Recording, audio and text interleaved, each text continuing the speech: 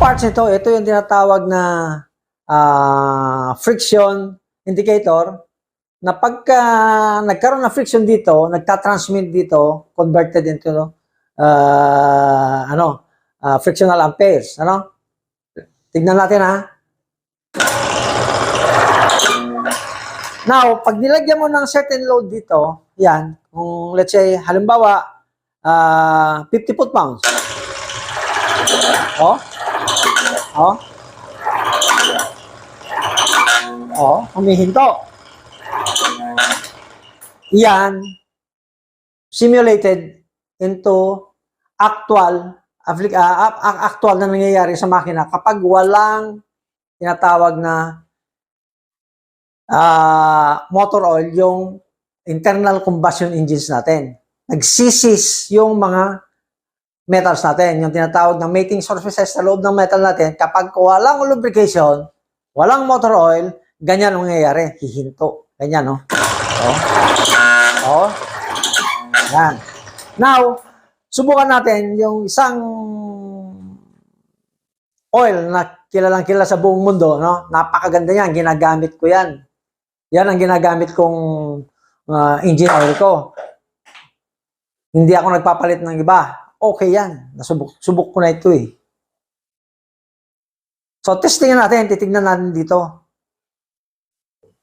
Okay? Lagyan natin ngayon ng motor oil yung dalawang mating surfaces. Ano? Ayan. Now, bibigyan natin ng foot-pounds ito kung ilang ano. Mataas pa rin yung friction niya. Ano? Humihinto pagka mabigat talaga yung load. Ano? So, ibig sabihin, mataas talaga.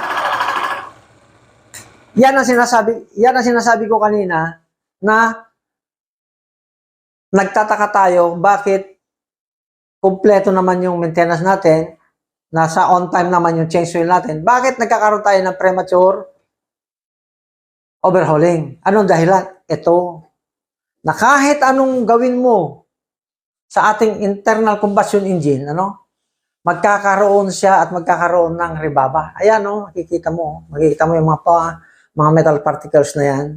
Yung kumikislap-islap na yan, nanggaling sa metal-to-metal contact yan, na kahit meron kang motor oil, na kahit special oil pa yan, hindi maiiwasan yan. Admitted yan ng multinationals dahil galing ako sa multinationals nagtrabaho sa Aramco, the biggest oil company in the world. Alam ko ang mga physical structure lahat ng mga lubricants doon. So, itong lubricants na to, although napakaganda, proven na talaga yan na ginagamit, meron pa rin isang bagay na hindi nakita ng formulator yan. Ano yon? Ipapakita ko sa inyo ngayon kung ano yung bagay na hindi nila nakita sa technology na to. Ito yung binabanggit ko kanina na kayang mag-penetrate ng ating produkto doon sa metallic pores ng metal. Na pag sinilip mo sa magnified telescope, so 1/1,000,000 micron, yun, doon mo lang makikita yung elements na to. So, ipapakita ko ngayon kung totoo yung claims ko o hindi. Huwag na kayong bumili sa aking produkto kung hindi totoo itong aking ine-explain sa inyo ngayon. Now, buksan natin ito. Jet 1 Extreme Oil Enhancer. Ito po ang aming product. Ito ang tinatawag namin na mothership, kung tawagin namin. Ito yung nagkikerry lahat ng product na umiikot. Ito yung pinaka-mother. Nanganak na lang dyan sa market, sa ibang pangalan. Pero, yung technology nito, hindi nila nakuha ng 100%. So, ibig sabihin, nasa atin yung 99.99% na technology. Ngayon, papakita ko ngayon. Ang ratio nito is from 5 to 8% by volume. Pero, the more the better. Walang kanyan. Hindi nagkakaroon ng overdosing yan. No. Kasi, physically, motor oil pa rin siya. Yung viscosity index ito, saka yung viscosity index ng ordinary motor oil, almost the same. Hindi masyadong kaya hindi nagkakaroon ng alteration or tinatawag na hindi lumalapot yung ating motor oil pagka gumamit ka nito. So, yung designed viscosity index na isang makina, hindi natin ina-adulterate yun. Libre siya. Hindi tulad na nabibili natin na Teflon na pag ginagay mo doon is halos ayaw malaglag. Ibig sabihin, pag inadulterate mo yung viscosity index ng isang makina, yung design viscosity ng isang makina, magkakaroon ng tinatawag na resistance to flow.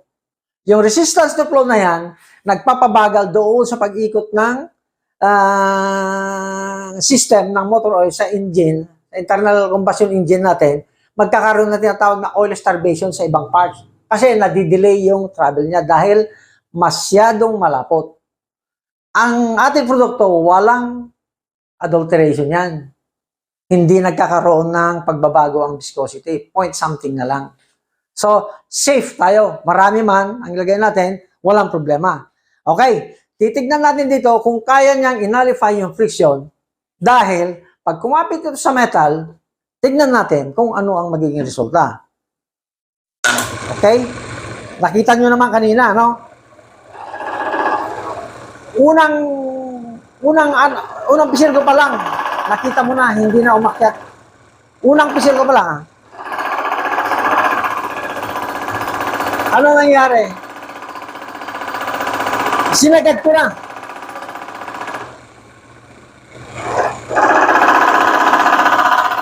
Ayan, oh.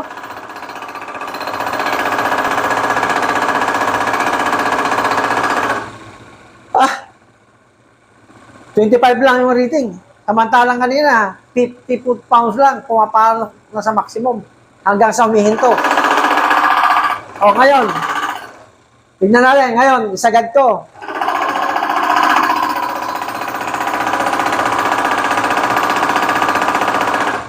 Ano nangyari?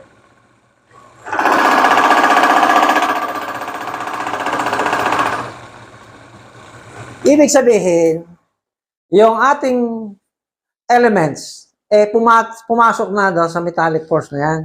Naging ganyan yung surface ng metal. Naging smooth na yung surface ng metal, naging ganyan na, hindi yung dating open na ganyan. Na pag nilagyan mo ng pressure, magsisis talaga yan, magkakainan yan. Samantala ngayon, ganyan na yung surface niya sa atomic level, magkiskisan man yan, nagkakaroon ng tinatawag na repel. Pangalawa, the technology nito na isasabihin ko sa inyo, ang surface ng metal, pagka meron ka nito, nagiging parehong positive or nagiging parehong negative yung surface ng metal. Magdikit man yan, hindi tulad nung dati na isang positive at saka isang negative. Pag nagdikit yan, magi-spark yan. Ngayon, hindi na. Parehos kasi sila. Pag magdikit man yan, repel. Wala yung friction. So, na-eliminate na natin ngayon yung friction. So, ngayon, sasabihin ko sa inyo ngayon kung ano ang dahilan kung bakit nakakatipid tayo ng 10 to 15 to 20% sa fuel. Doon sa ibang nagkiklaim ng products na sila, ang kanila ay yung technology nito, ano? Nagsasabi lang sila na kaya nilang magtanggal ng reduction ng fuel.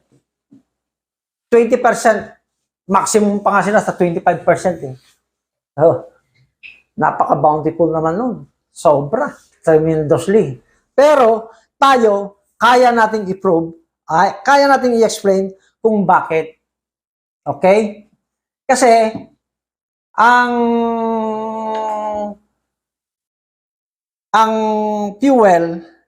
fuel, ganito yan. Yung mixture, yung stoichiomatic mixture na tinatawag, ito yung isang branch sa chemistry na nagkakaroon ng tinatawag na definite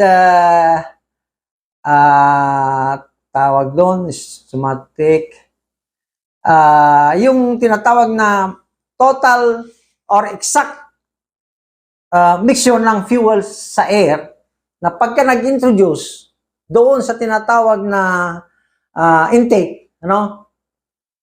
At pag pagka nanggaling sa baba yung piston ring at saka umakyat na sa cylinder wall, didikit niyo yung piston ring sa cylinder wall, ano?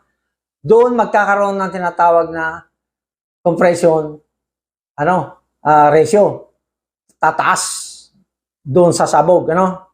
Now, pagbaba niya, yun ang problema ngayon yan. Yung pangalawang pag-akyat niya, maraming escape of gases dito.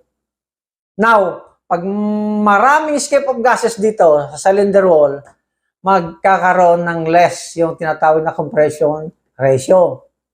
So, hindi buo yung compression ratio natin, hindi ngayon sasabog ng husto yung mixture ng fuel at saka air. Now, kapag meron ka nito,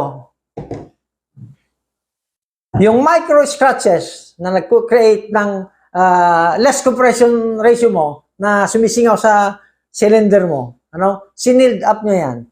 Pag push niyang ganyan, wala na ngayong singaw dito. Buong-buo yung combustion mo. Sunog na sunog ngayon. So, ibig sabihin, less fuel, more power. So, nakakatipid ka ngayon. Yun ang dahilan kung bakit nakakatipid sa fuel yung product nito. Na ito, pag inihalo mo sa motor oil. Yun ang dahilan. Hindi nila may paliwanag yan kung bakit nakakatipid ng fuel ang ating product. So, ito naman, bakit tayo nakakatipid ng motor oil? Kasi, doon sa mga metallic, mga surfaces na nagki-create ng friction na ganyan, nagkikiskisan na ganyan, doon nang gagaling yung tinatawag na pagkasunog ng ating motor oil. Nadi-deteriorate. Ibig sabihin, nasisira na yung tinatawag na total base number. Yung TBN natin, bumababa ng bumababa. So, lumalabnaw, yung ating langis, wala ng lubricity. Now, kapag meron kang anti-friction, yung surface mo hindi nagkikiskisan na ganyan, ganito ang surface ng metal mo, paano madi-deteriorate ngayon yung motor oil mo? So, yung motor oil mo, magkakaroon ng panibagong buhay yan. 2 times, 3 times, 4 times. Basta ikaw ay mag-change ka lang ng oil filter, parang fresh uli yung mo. So, nakakatipid tayo 2 to 3 times ng motor oil. Yun ang dahilan. Bakit hindi nila sinasabi ito? Hindi nila alam ang technological aspect ng kanilang produkto na minamarket dyan. Kasi hindi naman sila ang tunay na inventor niyan. Ako ang nakakaalam niyan. So, pagka gumamit ka nito, ano ang unang marirealize mo? Mawawala yung usok ng makina mo na hindi naman sira yung injection pump mo or mga injectors mo, buo, kung diesel ka. Bakit mausok? Kasi na dating may tagas yung mga cylinder mo, pag nag-push siya, hindi na susunog ng total yung combustion ratio mo. Marami yung unburned fuel na lumalabas. So, maraming na uubos na fuel mo na hindi na-utilize. Yun ang problema dyan. Pag gamit mo ng product natin, isisild up niya sa cylinder wall, tulad ng sinabi ko kanina, pag push niyang ganon sa taas, doon sa compression ratio mo, ma-achieve mo ngayon 95%, 97%. So, paglabas ng usok mo, clean diesel ka na, bluish na. Parang gasolina na yung usok mo. Iyon, kaya natin patunayan. Marami na tayong actual demo nito. Makikita mo sa YouTube. So, ano pa yung pangalawang ma-realize mo dyan? Magtataka ka, bakit ang haba na ng binahe mo? Bakit hindi naman sumasagad yung fuel mo? Bakit ang dami pa dati-dati nakatakbo ka na ng ganong kalayo ubos na yung fuel mo. Samantalang ngayon may mga natitira pa. Ibig sabihin, nag-less yung fuel consumption mo. Okay? Yun ang katotohanan. Yung pinaliwanag ko sa inyo kanina. kung bakit nakakatipid tayo ng fuel. At saka motor oil. Ang pangatlo at napakalaking bagay na ma-achieve natin or savings natin sa paggamit nito is yung prevention of premature overhauling. Tatagal yung buhay ng makina, 5 times, 10 times. 5 years na yan, hindi pa bumababa yung tinatawag na efficiency ng makina mo. Wala pang 10%. 5 years na yan. Oh. So, ibig sabihin, napakaraming benepisyo ang makukuha mo rito. Halimbawa, mawalan ka ng tubig, mawalan ka ng langis. Nasa sabana ka, malayong lugar. Kaya mong tumakbo ng kahit pang 100 kilometro yan na hindi kakatok ang makina mo. Papakita ko ngayon sa friction machine kung bakit totoo yung claim na yun. Na kahit mawalan ka ng langis, mawalan ng tubig, buhay ang makina mo. Eto, tignan natin. Yung metal to metal contact na to, wala ng langis, natanggal na, na-drain na. Ayan. Ayan. Tignan ninyo. Ano nangyari? Ayaw huminto. Ibig sabihin, kahit sagad-sagad mo, ayaw pa rin huminto. Oh. Oh. Sagad, no? Oh. Yan ang katunayan na kaya nating tumakbo ng walang motor oil. Ngayon, subukan natin yung oil na yan kung gaano katibay. Lagyan natin ng tubig. No? Lagyan natin ng tubig. Oh. 5% lang. Wasak ng motor oil natin pagka nilagyan mo ng tubig, di ba? Tingnan natin. Wala pa rin. Wala pa rin, di ba? Oh, sagad, oh. Normal operating temperature. Oh. Oh. Namula na yung kamay ko. Tanggalin mo. Tayo, tissue. Tanggalin mo na kami. Eto, tissue. Punasan natin. Kita nyo?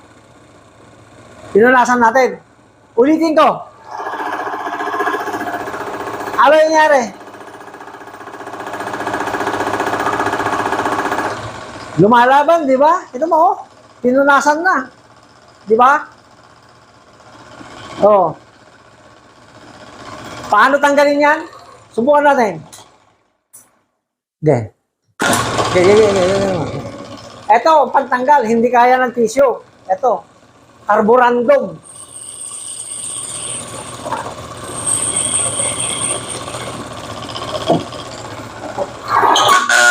Oh.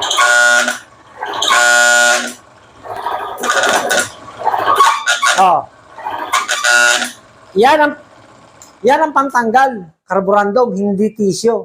Ibig sabihin, yung ating metal, kapag ka nakadikit yung ating oil, kahit sabihin mo na ibaba mo na lahat yung oil natin, nakadikit pa rin siya. Kasi magnetize yung niya, yung physical structure niya. Meron siyang tinatawag na magnetic power. Kaya niyang mag-stay sa metal.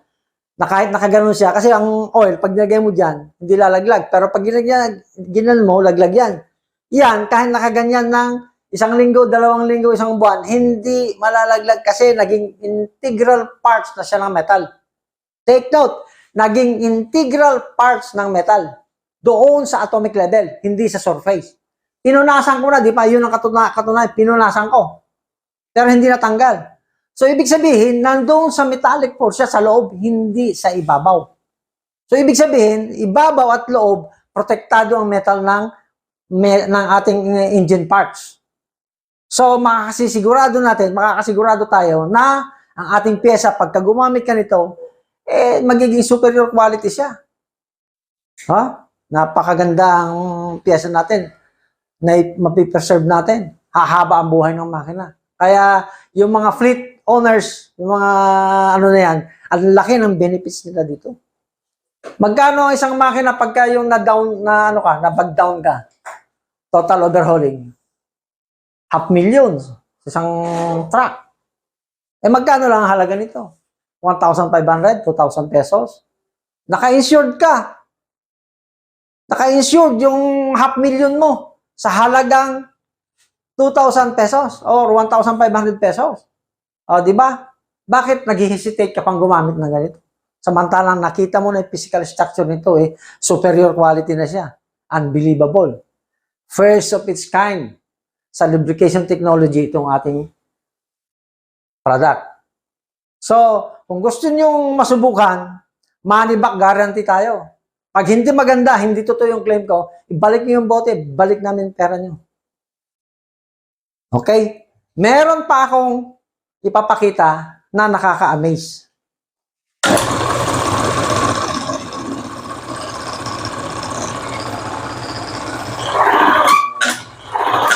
Ayan, namamatay ha. Tignan natin yung langis na may tubig. Lagyan mo nga ng tubig. Kung pwede pa yung langis na may tubig. Subukan natin. Subukan mo dyan.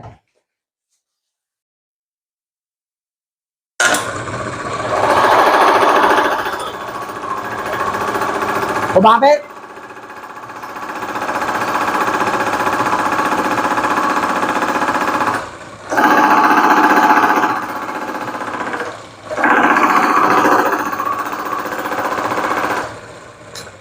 Ito ang katunayan na kapag ang makina natin malagyan ng tubig, hindi masisira yung makina natin. Mag-i-evaporate lang. Hindi siya pwedeng pumasok sa metallic force doon sa surface ng metal kasi protektado na siya. Pag ordinaryong oil ang gagamitin mo, pag nalagyan mo ng tubig ang makina mo, 5% lang, wasak sa makina mo. Di ba? Kapag ka naghalo yung tubig at langis, nasira yung cylinder head gasket mo, naghalo, wasak ang makina mo, di ba? Pero pagka meron ka nito, hindi mawawasak. Iyan ang katunayan. Ginamit nating motor oil yung merong contaminated na langis dito. Hindi siya nagbago ang physical structure niya. Naging superior quality pa rin siya. Despite the fact na nagkaroon ng integration ng water sa tubig, ay sa oil. Pagka nagkaroon ng tubig kasi, yung motor oil mo, mas mabigat yung tinatawag na molecular weight ng tubig doon sa langis. Iilalim siya. Ibig sabihin, papasok siya sa metal. Pero dito sa ating produkto, hindi makakapasok kasi sealed na yung mga surfaces ng metal natin. Okay. Merong last na ipapakita ko sa inyo. Walang matigas, walang matibay na oil sa apoy. Pagdikit ng apoy, split of seconds lang, wasak. Dahil mataas ang temperatura ng apoy against sa heat resistant ng motor oil. Okay? Tignan natin. Sunugin natin. Yan ha. O, nasunog na. Tignan mo to.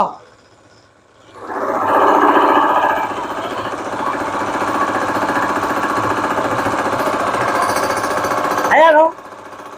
Lumalaban o.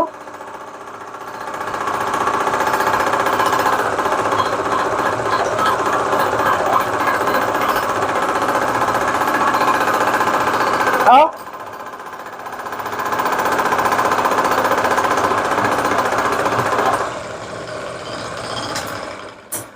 Pagdikit pa lang ng unang seconds ng apoy, automatic na yon na wasak na yung total base number nung kan, wala na siyang lubricity.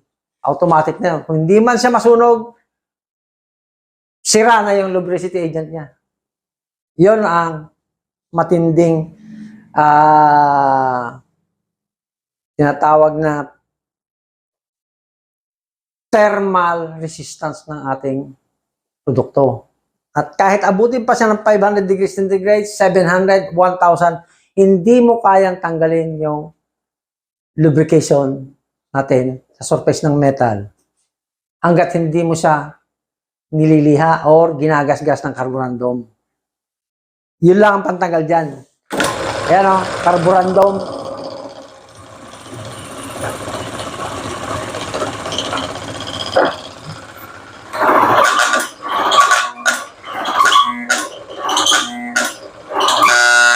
Ayan. Yan ang katunayan na matibay talaga ang ating langis.